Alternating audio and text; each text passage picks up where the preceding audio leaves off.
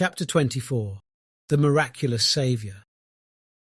You came here not to waste everything away. A faint, desperate cry echoed in the endless void. You have to make it safely back home with all the results, with all the required information. The vogue voice seemed less distressed, more affirmative, closer, louder, and much clearer. You shall waste all the human race if you do not.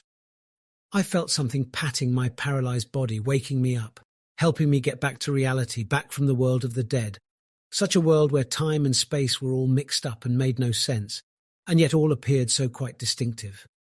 I met many people in countless places who seemed to belong to the past. A lot more I met who did not even seem to exist yet.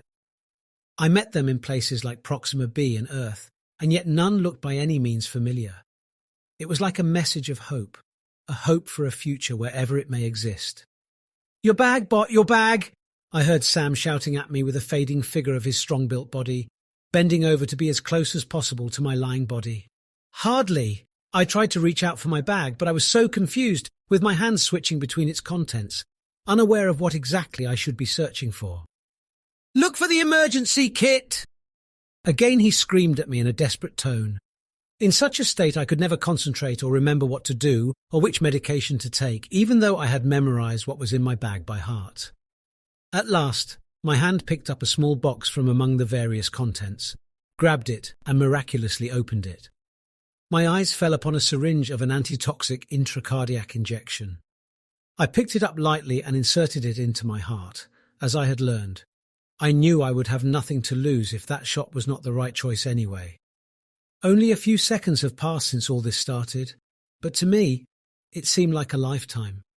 I've been literally through death and back, with scenes and memories of my whole life played out before my eyes. Then those meetings that took place sometime, somewhere. And through it all, Sam was my new companion here on Earth. He never left me and finally appeared, manifesting all my perceptions of a true friend. Did he resurrect or reincarnate? I could not tell. If it were embodiment or even personification, it would not matter. What mattered was that, had it not been for him, I would have definitely perished. Obviously enough, fate was on my side and the human race was probably intended to sustain. Sam actually saved humanity again. When I stuck that needle into my heart, I immediately passed that critical phase. I began to feel my limbs recovering again, my heartbeats restored the natural rhythm, and the biometric readings locked on my wrist retrieved the standard green indicators after red was dominant. Sam was still there, looking and smiling gratefully that I endured and recovered after that injection. After that, I discovered that the gadget around my wrist gave me shocks and pulses to resuscitate me, followed by revival injections meticulously hidden inside that device. It was then that I recognized I was being watched and well taken care of by my teammates back on Proxima-b, led by my first and ever best friend. Later that day I checked out that plant in the encyclopedia I had on my ship, and it turned out to be one of the most poisonous and deadliest species on Earth, which unfortunately looked like berries. It was called deadly nightshade, scientifically known as Atropa belladonna. My recent feeding habits were a terrible breach of the safety regulations and restrictions.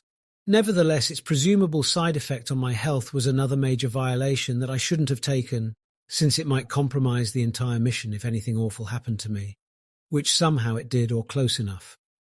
But anyway, it was worth it.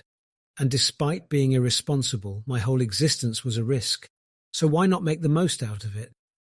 I realized that we are missing a lot in Proxima-b. Naturally, that poisoning incident should have affected me, but luckily it didn't. It didn't as well kill my interest to experience several other things, but with more caution. Among which was my interest in eating meat and fish like some animals do.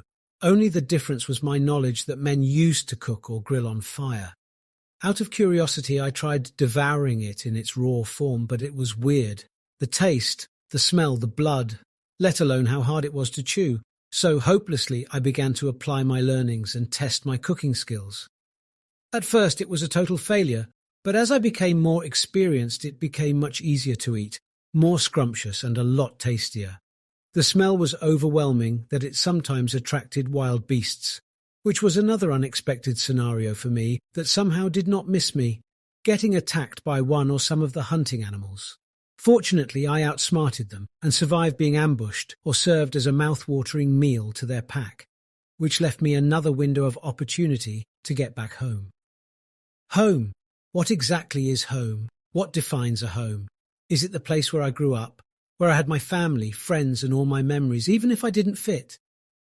Is it a place where I started living my life as I wanted it to be, regardless of how long or short I've stayed?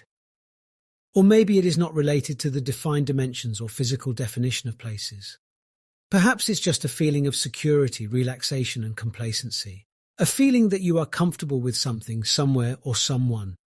It was so strange that regardless of how short the time I spent here was, how far it was from my origin, and despite all the differences in the system, environment, and life between both planets, I felt I was home.